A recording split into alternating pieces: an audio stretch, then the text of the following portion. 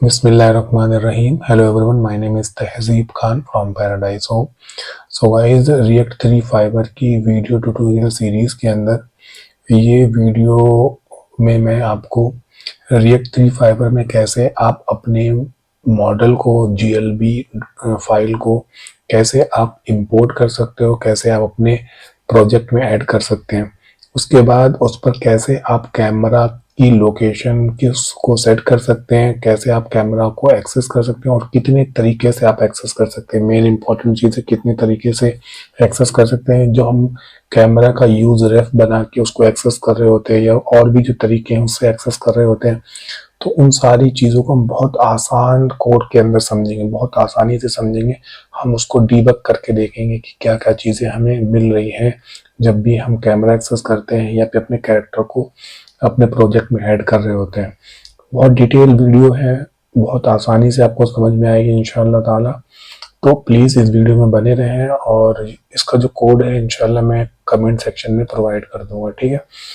तो स्टार्ट करते हैं। सबसे बेसिक अंडरस्टैंडिंग हमारी क्या होनी चाहिए। तो यहाँ पर मैंने जो अपना जो प्रोजेक्ट है वो यहाँ पर रिएक्ट का बना लिया है। यहाँ पर आप देख सकते हैं मोहम्मद तहजीब खान मेरा नाम है और यहाँ पर जो लाइब्रेरीज मैंने यूज़ की हैं वो 3 लाइब्रेरीज हैं। रिएक्ट की जो है वो 3 की फाइबर, 3 की जो DRI और 3 इटसेल्फ, ठीक है।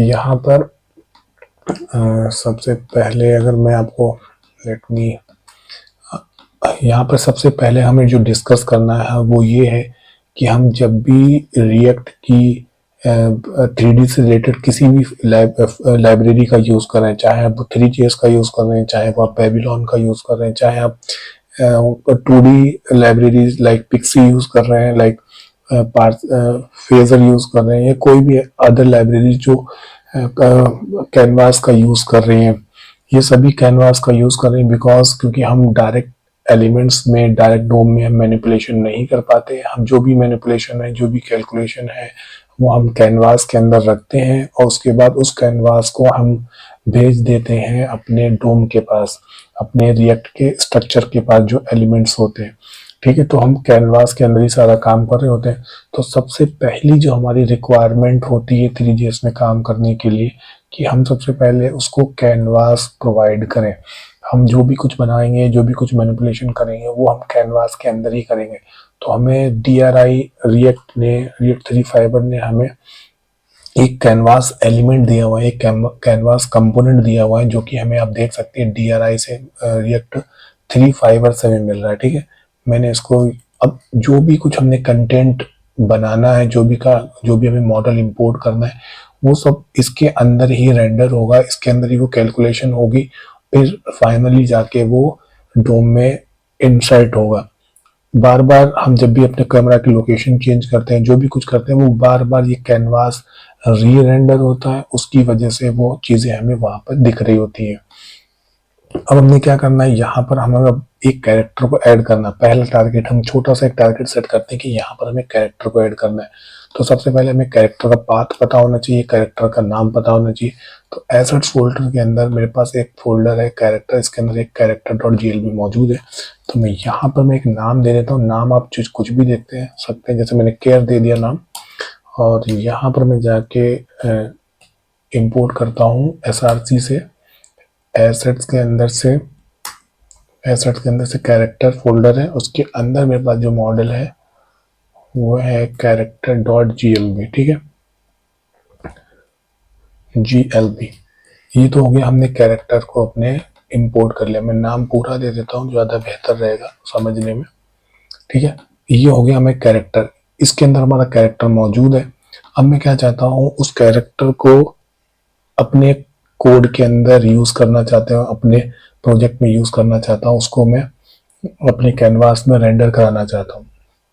तो हमारे पास उसके लिए एक यूज हुक है जिसका नाम है यूज GLTF, क्योंकि हमारे पास यूज GLTF भी है, यूज FBX भी होता है। अब देखें, यूज FBX भी है और आई गेस यूज OBJ भी होता है।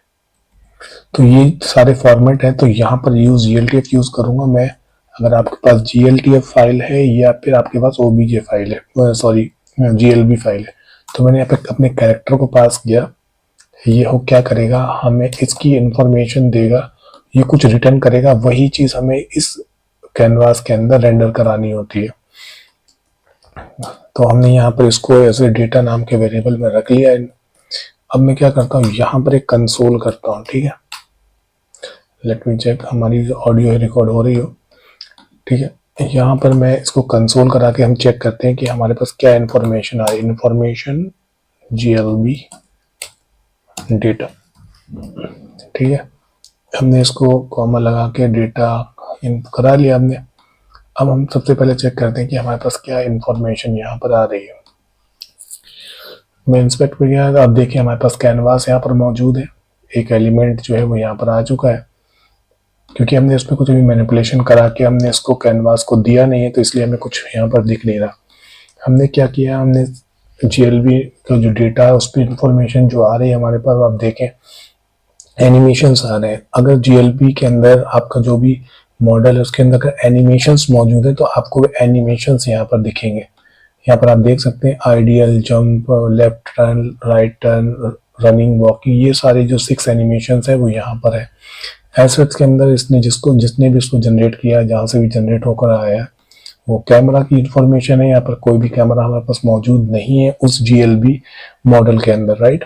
यहाँ पर मटेरियल्स है, उस मॉडल के ऊपर जो भी मटेरियल सप्लाई हो रहे हैं उसकी इंफॉर्मेशन यहाँ पर मौजूद है, ठीक है। यहाँ पर नोड्स है। नोड्स मतलब जब भी हम ऑब्जेक्ट कोई बनाते हैं वो डिफरेंट नोड्स से मिलकर बना होता है। जैसे अगर हम घर बना रहे हैं तो घर हम ईंटों से बना होता है, पत्थर से बना होता है, उसमें लोहा लगा होता है, मतलब काइंड ऑफ हर एक छोटे चीज से मिलकर एक घर बनता है। तो जो हमारा ऑब्जेक्ट है वो बहुत सारे नोड्स से मिलकर बना हुआ है, इसीलिए उसके अंदर बहुत सारी चीजें मौजूद है। आप देखिए आईज है, सीन है, इसमें बियर्ड है, हेयर है, हेड है, बॉटम, फुटवेयर है, जो भी चीजें हैं हम इसको भी कंट्रोल कर सकते हैं। फॉर एग्जांपल आप चाहते हो कि कोई ऐसी कंडीशन हो उसमें जो कैरेक्टर है उसकी बियर्ड ग्रो ना करे, उसकी बियर्ड ना हो, तो वो कंडीशन भी हम सेट कर सकते हैं। तो ये बहुत सारी चीजें इसमें यूज कर सकते हैं। पार्सर है जो कि इसको पार्स करने से रिलेटेड इसका काम आएगा। सीन है, अब ये सीन वाला जो कंपोनेंट, ये जो हमारा एलिमेंट है, यही है वो हमारा एलिमेंट जो कि हमारे कैनवास को हम देंगे यूज GLTF का यूज करके वही रेंडर होगा। सीन्स में क्या होता है कि हो सकता है एक ऑब्जेक्ट है, हमने GLB फाइल ली है, उसमें बहुत डिफरेंट ऑब्जेक्ट्स हो, तो अभी आप देखें यहाँ पर सिर्फ एक ही ऑब्जेक्ट है, और ये अगर आप इसको मैच करें इस वाले से सीन से तो सेम एज इट इज पूरी वही इंफॉर्मेशन यहाँ पर मौजूद है। यहाँ पर यूजर डेटा है, इसके अंदर यूजर की इंफॉर्मेशन हमें मिलेगी, ठीक है, या अगर उसमें किसी ने कुछ असाइन किया है तो लेट्स इसको मैं थोड़ा मिनिमाइज करता हूँ। देखिए अब मैं क्या करता हूँ, यहाँ पर आता हूँ और इसके अंदर से जो डेटा है इसको मैं यहाँ कैनवास में रेंडर कराना चाहता हूँ। मैं पूरा डेटा रेंडर नहीं कराऊंगा, इसमें मैं सिर्फ डॉट सीन को मैं एग्जांपल यहाँ पर लेता हूँ। अब मुझे यहाँ पर एक टैग चाहिए। कौन सा टैग चाहिए? प्रिमिटिव। ये जो टैग है ये हमारे पास कहाँ से आता है? अभी अगर मैंने इसको टैग यूज किया, अब देखें क्या बता रहा है, प्रिमिटिव विदाउट ऑब्जेक्ट। हमने भी इसमें ऑब्जेक्ट पास नहीं किया। अगर मैं फॉर एग्जांपल यहाँ पर तहजीब लिखता तो ये क्या बोला, तहजीब is not part of the 3 space. इसका मतलब जो प्रिमिटिव था वो 3 स्पेस में रिकॉग्नाइज है। अगर हमने प्रिमिटिव लिखा, इस टैग का यूज किया, इस एलिमेंट का यूज किया, तो इसका मतलब 3GS उसको पहचानता है, उसको जानता है कि इसका क्या मतलब है। इसमें एक एट्रीब्यूट होता है जिसका नाम है ऑब्जेक्ट। इस ऑब्जेक्ट में हम क्या करेंगे, जो हमने GLTF ने जो हमें डेटा दिया है इसमें हम जाके इसको पास करेंगे डेटा, और डॉट सीन को पास करेंगे। यहाँ पे सीन को पास करेंगे और यहाँ पर इसको मैं रिलोड करता हूँ without invalid data. Let me okay, यहाँ पर जो है वो सीन होगा, मैं स्पेलिंग गलत लिख रहा। अब आप देख सकते हैं हमारे पास एक कैरेक्टर यहाँ पर मौजूद है, लेकिन ये इतना छोटा क्यों दिख रहा है? बिकॉज ऑफ अपने कैनवास का साइज अभी बहुत छोटा रखा हुआ है। तो हम यहाँ क्या करते हैं, हम तो यहाँ पर सबसे पहले हम अपने कैनवास का साइज बढ़ा लेते हैं। तो हमने इसका जो हाइट है वो 100 VH दे दिया, जिससे हमारी जो हाइट है वो सेट हो जाएगी। अब देखें हमारा कैरेक्टर दिखाई दे रहा है। अब हमने यहाँ पर सीन दिया हुआ, हम चाहें यहाँ पर अगर आपको मैं दोबारा से कंसोल पे ले जाऊं, क्योंकि ये बहुत डिटेल वीडियो है तो आपको बहुत कुछ इसमें समझ में आएगा। यहाँ पर जो सीन था मैंने इसको पास किया, डेटा डॉट सीन को पास किया, किसमें, प्रिमिटिव ऑब्जेक्ट में। ये प्रिमिटिव ऑब्जेक्ट 3GS को समझता है, उसको पता है कि इसमें जो भी ऑब्जेक्ट पास किया गया है वो कोई मॉडल है या कोई कोई ऑब्जेक्ट है, तो उसको उसने इस कैनवास में इसको कैनवास में मैनिपुलेट करके रेंडर करवा दिया। ठीक है, अगर मैं चाहूं इस सीन का यूज करके, इसमें कौन सा कितने एरे हैं आप देखें, यहाँ पर एक ही एलिमेंट है, तो मैं क्या कर सकता हूँ, इस सीन्स को यहाँ पर डाल के इसमें 0 पोजीशन पे जो भी ऑब्जेक्ट है वो भी रेंडर करा सकता हूँ। तो आप देखिए सेम लाइक वही वर्क कर रहा है हमारे पास। ठीक है, अब हमने क्या करना है, यहाँ पर अगर आप देखें हमारे पास कैरेक्टर पर ये ब्लैक एंड व्हाइट है, जस्ट बिकॉज इस इन्वायरमेंट में अभी कोई भी लाइटिंग मौजूद नहीं है। तो हमारे पास लाइटिंग के लिए भी हमारे पास यहाँ पर एम्बियंट लाइट मौजूद होती है। अगर आप देखें यहाँ पर एम्बियंट लाइट है, यहाँ पर हमारी जो स्पेलिंग वो स्मॉल ही रहेगी। हमें इसकी इंटेंसिटी सेट करना है, इंटेंसिटी इसकी इंटेंसिटी मैं कर देता हूँ अभी 10। तो आप देखिए हमारे पास जो कैरेक्टर पे जो इसकी जो टेक्सचर है, जो उस पर जो कलर है वो सब दिखने लग गया है। अब हम क्या करते हैं, हमने इतना कुछ कर लिया है अभी। इसमें अगर कोई आपको डाउट हो तो आप नीचे कमेंट सेक्शन में पूछ सकते हैं, मैं आपको उसका आंसर कर दूंगा। ठीक है, इंशाल्लाह। तो अब हमने क्या किया, हमने अपने मॉडल पर कैरेक्टर ऐड कर लिया। अब मैं ये चाहता हूँ कि मैं इस कैरेक्टर को जूम करके देख पाऊँ, थोड़ा सा इस पर कंट्रोल अपना लगा पाऊँ कि कंट्रोल हो मेरे पास। तो उसके लिए हमारे पास एक कंपोनेंट है। अब ये कंपोनेंट बोल रहा हूँ बिकॉज यहाँ पर आप देखें ये छोटे छोटे मैंने जो स्पेलिंग से लिखा हुआ है, ये है हमारे एलिमेंट्स जो कि 3GS को पता है इनके बारे में। अब जो ये है ऑर्बिट कंट्रोलर, ये है एक कंपोनेंट जो कि हमें कौन प्रोवाइड कर रहा है, DRI प्रोवाइड कर रहा है। मतलब ये कोई जैसे app.js नाम की ये किसी ने कंपोनेंट बनाया है, हमने कंपोनेंट बनाया, इसी तरीके से इसका भी किसी ने कंपोनेंट बनाया होगा। तो आप देख सकते हैं ये पूरा कंपोनेंट इस तरह से डिफाइन है। तो इसका काम क्या है कि हम अपने कैरेक्टर को कंट्रोल कर सकते हैं। जैसे आप देखें मैं इसको मूव कर पा रहा हूँ, ये सारी चीजें हम कर सकते हैं। अब इसमें जो कैमरा है इसी वजह से हम इसको कर पा रहे हैं, मतलब ये कंट्रोलर बेसिकली कैमरा को ही कंट्रोल कर रहा है, कैमरा को जूम कर रहा है, कैमरा की पोजीशन चेंज कर रहा है। बेसिकली कैरेक्टर अपनी जगह पर स्टैटिक है, बस कैमरे की लोकेशन, कैमरे की पोजीशन, रोटेशन सब चेंज हो रहा है। ये कैमरा उसी जगह पर स्टिल सेम पोजीशन पर बना हुआ है, बस कैमरा हम है उसको अलग अलग एंगल से देख रहे हैं। ठीक है, इतनी बात आपको क्लियर हो गई। यही जो कंट्रोलर है हमारे कैमरा को कंट्रोल कर रहा है, ना कि इस ऑब्जेक्ट को कंट्रोल कर रहा है। ठीक है, अब मैं क्या करूंगा, अब मैं ये चाहता हूं कि जब भी अगर मैं इसको रिलोड करूंगा, आप देखेंगे ये जो कैमरे की पोजीशन है वो यहाँ पर होगी। अगर हम इसको ड्रैग करेंगे या जूम करेंगे तब इसकी पोजीशन हम बेहतर तरीके से देख पाते हैं। मैं ये चाहता हूँ कि जब भी मेरा कैरेक्टर लोड हो वो कुछ इतना इस पोजीशन पे हमें दिखाई दे। तो वो कैसे होगा, हमें अपने कैमरा को बताना होगा कि वो जब भी इनिशियलाइज हो तो उसकी पोजीशन क्या होनी चाहिए। तो कैमरा को किस तरह से एक्सेस करते हैं अब वो हम समझेंगे। सबसे पहले यहाँ हमारे पास एक यूज हुक होता है जिसका नाम है यूज फ्रेम। यूज फ्रेम आप देखें यहाँ पर DRI जो 3 फाइबर है इसके अंदर से आ रहा है। यहाँ पर मैंने इसको इस तरह से यूज करने की कोशिश की है। ठीक है, ये गलत तरीका है क्योंकि हमने यूज फ्रेम को कैनवास के बाहर रेंडर नहीं करा सकते, बाहर मैनिपुलेट नहीं करा सकते। अब आप देखेंगे यहाँ पर एक एरर आ रही है, use can be use with in a canvas component. अब बात समझने वाली यहाँ पर है ये कि हमने कैनवास, आप देखें हमने कैनवास को रेंडर किया है, इसके बाहर एलिमेंट पड़ा हुआ है। इसके बाहर क्या पड़ा हुआ है, ये यूज फ्रेम इसके बाहर है, इसके अंदर नहीं है। एग्जाम्पल, अगर मैं यहाँ पर एक फाइल बनाता हूं जिसका नाम है मॉडल, इस मॉडल के अंदर मैं रिटर्न करता हूं और इस यूज फ्रेम को यहां पर डालता हूं।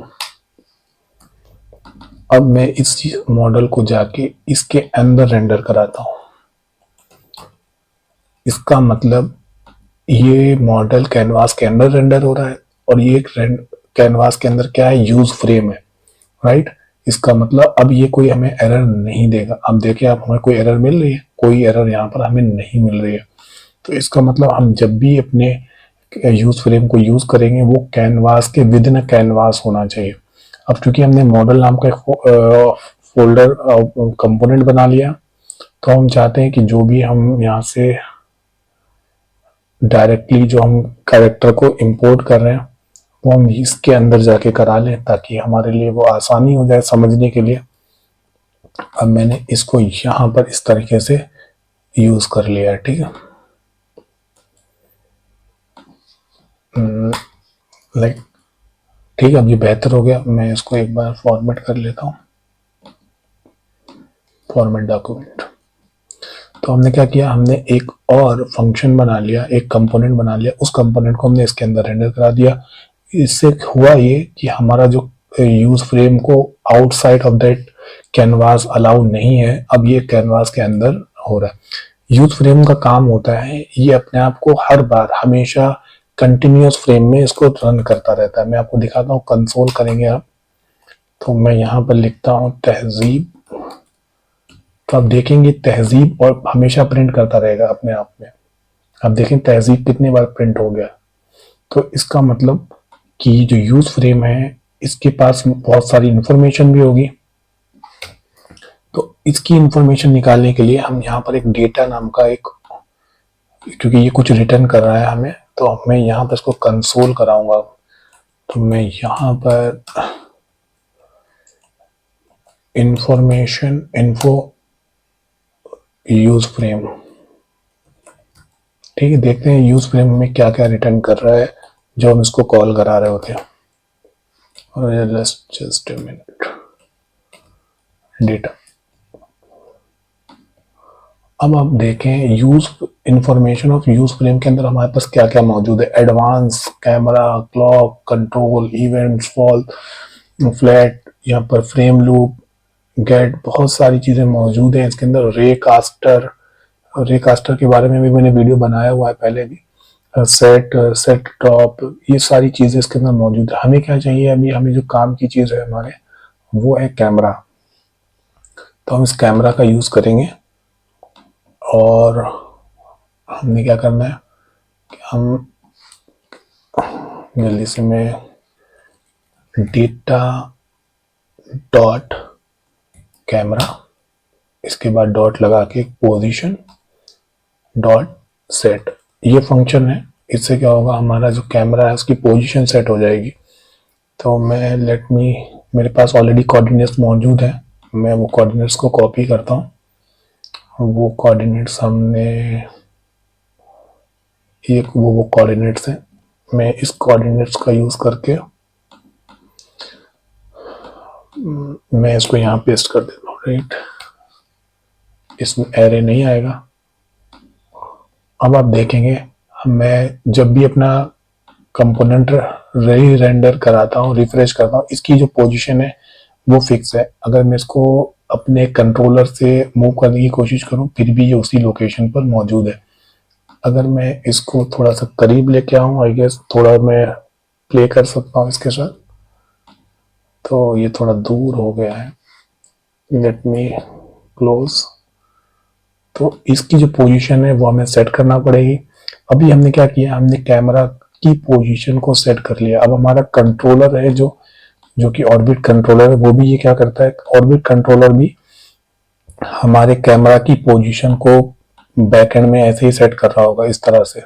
लेकिन अभी हमने क्या है, यूज फ्रेम में उसको बार बार अपने जो भी स्टैटिक पोजीशन थी उसकी वजह से वो फिक्स हो गया।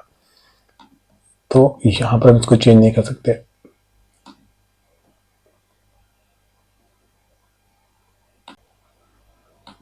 तो हमने इतनी सारी बातें समझ ली हैं कि कैसे हम अपने कैमरा को सेट करते हैं, कैसे कैमरा की पोजीशन सेट करते हैं।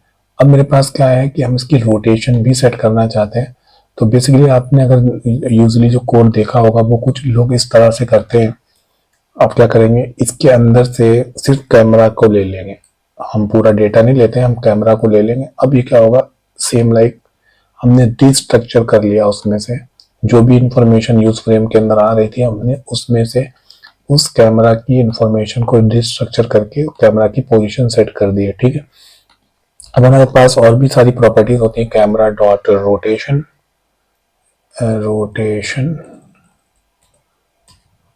Rotation let me rotation dot x. मैं यहाँ पर कुछ वैल्यू दे देता हूँ, जैसे मैंने एक्स दे दिया। तो आप देखें ये जो हमारा कैमरा है उसकी रोटेशन चेंज हो गई है। पोजीशन जो है आप मेक श्योर करें कि ये जो कैरेक्टर इसकी पोजीशन चेंज नहीं हो रही है, बिकॉज हम अपने कैमरा से इस कैरेक्टर को देख रहे हैं तो कैमरा ही उल्टा हो गया है, ना कि कैरेक्टर उल्टा हो गया है। ठीक है, इसी तरह से इसके अंदर पोजीशंस हैं। इसके अंदर एक और प्रॉपर्टी है जिसका नाम है कैमरा डॉट लुकेट। इसका काम है, ये फंक्शन जो है बेसिकली ये हमें बता रहा होता है कि हमारा कैमरा देख कहाँ पर रहा है अभी, उसकी हम पोजीशन सेट कर सकते हैं। फॉर एग्जांपल मैं किसी छत पर खड़ा हूँ, उस छत पर खड़ा हूँ, मैं उस छत पर खड़ा हूँ तो मैं कहाँ पर देख रहा हूँ, मैं किसी रोड को देख रहा हूँ, किसी खंबे को देख रहा हूँ, या किसी आसमान को देख रहा हूँ। मेरी नजर कहाँ पे है, मेरी पोजीशन क्या है, मैं छत पे खड़ा हूँ, राइट। मुझे आप बिल्कुल फिक्स खड़ा कर दो, मैं वहां से हिलूंगा नहीं, लेकिन मेरी नजर को आप फिक्स करोगे तभी तो मैं उस चीज को समझ पाऊंगा ना, मैं तो कहीं भी देख सकता हूँ। तो उस चीज को look out as a function है लुक एट। ये क्या करता है कि आपने अपने कैमरे की पोजीशन सेट कर दी, लेकिन कैमरा किस एंगल में किस जगह पर देख रहा है वो आपको यहाँ से बताना होता है। जैसे मैं इसकी पोजीशन 0 0 पे सेट कर देता हूँ, तो 0 0 समथिंग लाइक यहाँ पर होगी पोजीशन, जहाँ पे मेरा आपको एरो दिख रहा है यहाँ पर होगी, क्योंकि यहाँ पर अभी कैरेक्टर क्या है कि इसको देख रहा है, कैरेक्टर ने कैमरा जो है पूरे सीन को देख रहा है। तो अभी मैं इसकी पोजीशन यहाँ पर कर दूंगा, आप देखेंगे हमें कैरेक्टर दिखाई नहीं देगा। आप देखें हमारा कैरेक्टर यहाँ पर मौजूद ही नहीं है, सीन के अंदर मौजूद है लेकिन वो कैमरे के सामने मौजूद नहीं है। तो ये फर्क है लोकेट का, ये बहुत इंपॉर्टेंट है। आगे हम जब इसको समझेंगे डिटेल में और भी ज्यादा इसका यूज आप जब देखेंगे तो आपको पता लगेगा। मैं आपको फिर से बता देता हूँ, लोकेट का काम है आपका कैमरा किस एंगल में देख रहा है। आप नाम से समझ सकते हैं, लुक एट मी मतलब मुझे देखो। तो मुझे देखो का मतलब आपने पोजीशन दी है इसको कि इस कोऑर्डिनेट को देखो, तो ये मतलब हो गया इसका। अगर मैं कैमरा की जो इसके अंदर हमारे पास जो वाई प्रॉपर्टी भी है और यहाँ पर जेड प्रॉपर्टी भी, अगर आपको इनके कोऑर्डिनेट्स फाइंड आउट करने हैं, मैंने इसके ऊपर एक ऑलरेडी वीडियो बनाया हुआ है कैसे आप अपने कैमरा की पोजीशंस को सेट करके उसकी कोऑर्डिनेट्स फाइंड आउट कर सकते हैं। मैं इसको अभी कमेंट कर देता हूँ और इसको रेंडर करता हूँ, क्योंकि यहाँ पर अभी वो हमें नहीं दिखेगा जस्ट बिकॉज क्योंकि हमने पता नहीं कि हमें कौन सी लोकेशन। अभी देखें आप, ये जो कैमरा है उसकी पोजीशन कहीं ऊपर है और ये यहाँ पर अभी कैरेक्टर हमारा दिखाई दे रहा है। अब क्या है, हमारे पास एक तरीका और होता है कि हम ये चाहते हैं कि हमारा जो कैमरा है वो इसको एज ए अपना पेरेंट माने। इसका मतलब अगर ये कहीं मूव करता है हमारा कैरेक्टर तो कैमरा उसको पीछे पीछे फॉलो करे, मतलब कैमरा हमारा कैरेक्टर को फॉलो करे as a third person camera. तो वो कैसे करते हैं, तो अभी हमने क्या यहाँ पर प्रिमिटिव का यूज किया था।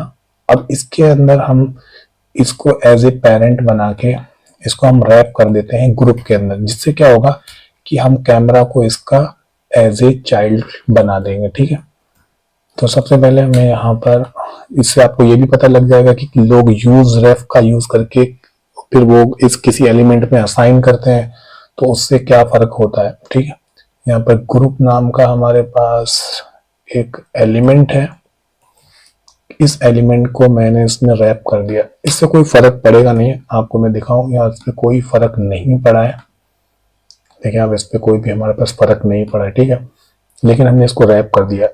अब मैं क्या चाहता हूँ, इसमें एक रेफरेंस पास कर दूं, यहाँ पर मैं एक रेफरेंस बनाया था यूज रेफ। इस यूज रेफ जो रेफरेंस है उसको मैं बोल देता हूँ, कुछ भी आप बोल सकते हैं, आपके ऊपर डिपेंड करता है। मैं इसको कैमरा रेफ बोल देता हूँ बिकॉज मैं इससे कैमरा को इम्प्लीमेंट करना चाहता हूँ। इस रेफरेंस से मैं क्या करना चाहता हूँ, कैमरा को उसकी लोकेशन को सेट करना चाहता हूँ। तो यहाँ पर मैंने इसको पास कर दिया, डेट्स इट। तो अब मैं क्या कर रहा हूँ, अगर मैं इसका कंसोल करा के दिखाता हूँ आपको कि इसके अंदर है क्या एक्चुअली।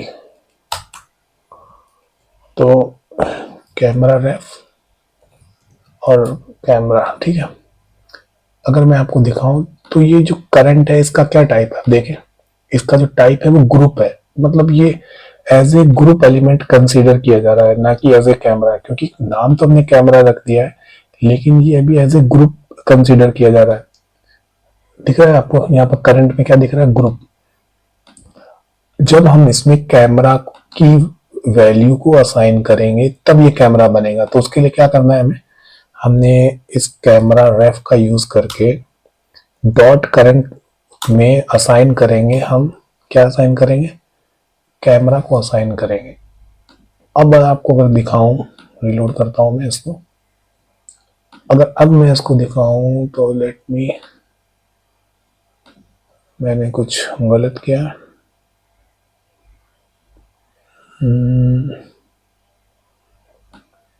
लेट मी कंसोल को मैं चेंज करता हूं।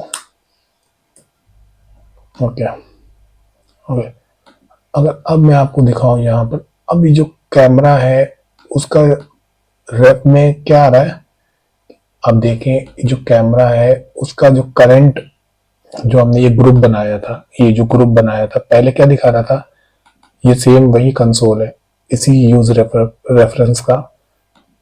अब ये क्या बता रहा है, ये एज ए पर्सपेक्टिव कैमरा बता रहा है। इसका मतलब अगर मैं इसको यहां से हटा देता हूं, इसकी वैल्यू को नहीं असाइन करता, तो ये क्या बताएगा, तो ये बता रहा है कि ये एज ए ग्रुप कंसीडर किया जा रहा है, एज ए एलिमेंट कंसीडर किया जा रहा है। इसके अंदर भी बहुत सारी प्रॉपर्टीज हैं, आप देख सकते हैं। As a element, as a object consider किया जा रहा है। लेकिन अगर मैं इसको कैमरा से असाइन कर दूं, कैमरा में इसमें उसको असाइन कर दूं, तो क्या होगा, ये as a perspective camera consider किया जा रहा है। देखिए आप, इसके पास ये सारी चीजें मौजूद है। अगर मैं आपको सिंपल लैंग्वेज में बोलूं, सारी कैलकुलेशन होने के बाद ये कुछ ऐसा बन जाता होगा, जस्ट लाइक मैं इमेजिन कर रहा हूं, ये कुछ ऐसा रैप हो जाता होगा। मतलब कैमरे ने इस एलिमेंट को रैप कर लिया, ये इसका अपने, ये एज ए चाइल्ड इसको फॉलो कर रहा है, मतलब एज ए पेरेंट इसको फॉलो कर रहा है। ये इसका पेरेंट है, ये इसका चाइल्ड है, राइट। तो इसको इस तरह से इसने रैप कर लिया है काइंड ऑफ। आपको दिखने के लिए यहाँ पे ग्रुप दिख रहा है, लेकिन जब कैलकुलेशन होती होगी तब क्या होता होगा, ये ग्रुप ना होके एज ए कैमरा कंसीडर होता होगा। अब हमने क्या किया, इसकी इस रेफरेंस का यूज करके अब हम कैमरा को सेट कर सकते हैं, राइट।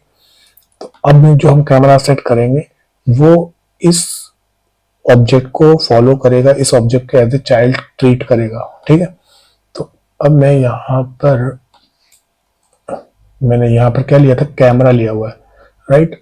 अब मैं चाहूं इसका यूज करके इसको हटा के मैं इस तरह से भी सेट कर सकता हूं। अब देखें हमारी कुछ भी फर्क नहीं पड़ा इसमें। अब देखें यहाँ पर कोई भी फर्क नहीं पड़ा, हमने चाहे कैमरा लिखा हो, डायरेक्ट जो हमें यूज फ्रेम से मिल रहा था वो यूज किया हो, या फिर हमने डायरेक्ट जो रेफरेंस है उसका यूज करके भी हमने इसको सेट किया, तो भी दोनों कंडीशन में बात वही है। बिकॉज अल्टीमेटली हमने कैमरा को यूज, जो कैमरा रेफरेंस है उसमें ही असाइन किया हुआ है, राइट। इसी तरह से उसका रोटेशन भी सेट कर सकते हैं। और ये आप देखें हमारे पास ये सारा हो गया कंडीशन, ठीक है। अब मैं इसकी कंडीशन को थोड़ा रोटेशन में चेंज करता हूँ। अब देखें इसकी जो रोटेशन है वो चेंज हो गई। आपको ये बात समझनी होगी कि हमने एक ग्रुप बनाया ताकि हम इस ग्रुप को का यूज करके अपना जो कैमरा है उसको इसमें रैप कर सके, राइट। इस एलिमेंट को उसमें रैप कर सके। तो रैप करने के लिए क्या किया हमने, यूज रेफरेंस का यूज किया।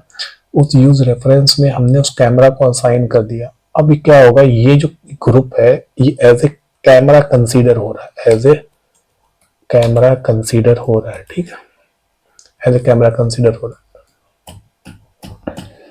ठीक है। मैं इसको यहाँ से, ठीक है। अब मैं क्या करता हूँ, अब मैं यहाँ पर एक और जो तरीका है उसको ट्राई करता हूँ। हमारे पास एक हुक है जिसका नाम, हुक का यूज करना होता है। ये क्या मैं रिटर्न करता, मैंने यहाँ पर इसको देखा, मैंने इसको डेटा 3 में रख लिया है। अगर मैं इसका लॉक आपको दिखाऊं तो डेटा 3 का आप देखें इसमें सेम एज इट इज जो हमें यूज फ्रेम के अंदर डेटा मिल रहा था वही चीजें हमें यहाँ पर भी मिल रही हैं। तो हम चाहें तो इसका यूज करके किसी और कंपोनेंट में यूज करके फिर वहां से भी कैमरा को सेट कर सकते हैं। आपको ऐसा नहीं है कि आपको उसका रेफरेंस पास करना है या आपको प्रॉप्स ड्रिलिंग करना पड़ेगी, मतलब यहाँ से पास किया फिर वहां पास किया, ऐसा कुछ नहीं है। आप यूज 3 का यूज करके जो लास्ट कंपोनेंट कॉल होगा उसके अकॉर्डिंगली वो डेटा जो आपका कैमरा है वो सेट हो जाएगा। अभी देखिए मैंने यहाँ पर इसका यूज करके अपने कैमरा को सेट किया है। देखिए आप, मैं इसको इधर उधर कर रहा हूँ तो मैं इसमें चेंजेस करके दिखाता हूँ आपको। लेट मी चेंज समथिंग, तो ये मैं इसको 3 करता हूँ तो आप देखें इसका जो रोटेशन है वो कुछ चेंज हो रहा है। इसको लेस करता हूँ तो देखिए थोड़ा कुछ दूर हो गया है ना। तो ये चीजें भी कर सकते हैं। अगर मैं इसको यूज इफेक्ट से बाहर निकालता हूँ और यहाँ पर सेट करता हूँ, तो मैंने इसको सेट किया, अब देखें उसकी पोजीशन वहीं पर है। तो अगर मैं इसकी पोजीशन को थोड़ा सा माइनस में लेके आऊँ तो क्या होगा, ओके ये यहाँ पर आ गया। लेकिन अब देखिए मेरा कंट्रोलर भी चल पा रहा है जस्ट बिकॉज क्योंकि हमने इसको एक बार सेट किया। कंट्रोलर जो है हमारा ये ऑर्बिट कंट्रोलर, उसने उसको ओवरराइड कर दिया। यूज फ्रेम में होता है तो उससे क्या होता है कि हमारा जो यूज फ्रेम है उसको उसको वो यहाँ पर बार बार राइट करता रहता है। अगर कंट्रोलर ने उसको चेंज किया है तो फिर यूज फ्रेम उसको ओवरराइड कर देता, राइट। यहाँ पर अगर मैंने यहाँ से वहां से कैमरा सेट किया और मैं यहाँ पर जाके दोबारा से यूज फ्रेम में सेट करने की कोशिश करता हूँ तो क्या होगा कि जो लास्ट चीज हमारी वहां पे सेट हुई है, जो भी लास्ट लाइन चली होगी उसके अकॉर्डिंगली वो सेट हो जाएगा। देखिए मैं यहाँ पे इसको 10 कर दिया तो ये उतनी दूर चला गया, ठीक है। तो इस हिसाब से सेट होगा। इसके अंदर और भी कॉमन प्रॉपर्टीज हैं, जैसे कि आप देख सकते हैं कि आप पर सेट पोजीशन है, सेट रोटेशन है, लोकेट है, नियर है, इसके बारे में हम आगे डिस्कस करेंगे। फार है, लेयरिंग है, लेयरिंग बहुत इंपॉर्टेंट कंसेप्ट है। और इसके अंदर हमारे पास और भी जूम है और भी बहुत सारी प्रॉपर्टीज हैं। और यहाँ पर मैं इस वीडियो को एंड करते से पहले मैं आपको एक लेयरिंग का एक कंसेप्ट आपको दिखा देता हूँ, कैमरा लेयरिंग। तो यहाँ पर मैंने एक सीन बनाया हुआ है, इसका कोड भी मैं आपको नीचे डिस्क्रिप्शन में प्रोवाइड कर दूंगा। अब आप देखेंगे यहाँ पर हमें एक बॉक्स दिखाई दे रहा है। आपको यहाँ पे कितने बॉक्स दिखाई दे रहे हैं? एक बॉक्स दिखाई दे रहा है। लेकिन मैं अगर आपको इस सीन कंपोनेंट में जाऊं, यहाँ पर मैंने एक हुड ऑब्जेक्ट बनाया हुआ है और एक मेन ऑब्जेक्ट बनाया, राइट। जो मेन ऑब्जेक्ट है उसका कलर क्या है? रेड। अब देखिए ये जो ऑब्जेक्ट है यहाँ पर रेंडर हो रहा है, हुड ऑब्जेक्ट भी रेंडर हो रहा है, लेकिन मुझे सिर्फ ग्रीन वाला ही दिख रहा है, मतलब ये हमें दिख रहा है, ये वाला नहीं दिख रहा, क्योंकि हमने इसकी जो लेयरिंग है आप देखें लेयरिंग सेट की हुई है। लेयर कौन सी लेयर पे मौजूद है? कैमरा की लेयर्स होती हैं वो कौन सी मौजूद है? यहाँ पे दूसरे पे मौजूद है, और जो ये वाला है ये 1 पे मौजूद है। अब हमने जो मेन कैमरा है वो अपना उसको कौन सी लेयर पे सेट किया हुआ है? 1 पे, मतलब 1 लेयर पे जितने भी चीजें होंगी वो हमें दिखेंगी और 2 पे होंगी वो नहीं दिखेंगी। अगर मैं इसको 2 कर देता हूँ तो अब मुझे रेड वाला दिखना चाहिए। अभी मैं इसको रिलोड करता हूँ, अब आप देखिए हमें रेड वाला ही दिख रहा है, हमें ग्रीन वाला नहीं दिख रहा। तो ये लेयरिंग कंसेप्ट है। ये इंशाल्लाह हम नेक्स्ट डिटेल वीडियो जब कैमरा का पढ़ेंगे, लेयरिंग का पढ़ेंगे, तो उसमें इस चीज को समझेंगे कि लेयरिंग्स का यूज कहाँ पर होगा, वो कैसे होगा। यहाँ पर हमारे पास ऑर्थोग्राफिक कैमरा भी है, तो ये सारी चीजें। तो आई होप आपको ये वीडियो समझ में आया होगा। प्लीज मेरे चैनल को लाइक करें, मेरे चैनल को सब्सक्राइब करें और वीडियो को लाइक करें। ठीक है, अस्सलाम वालेकुम रहमतुल्लाहि व बरकातहू।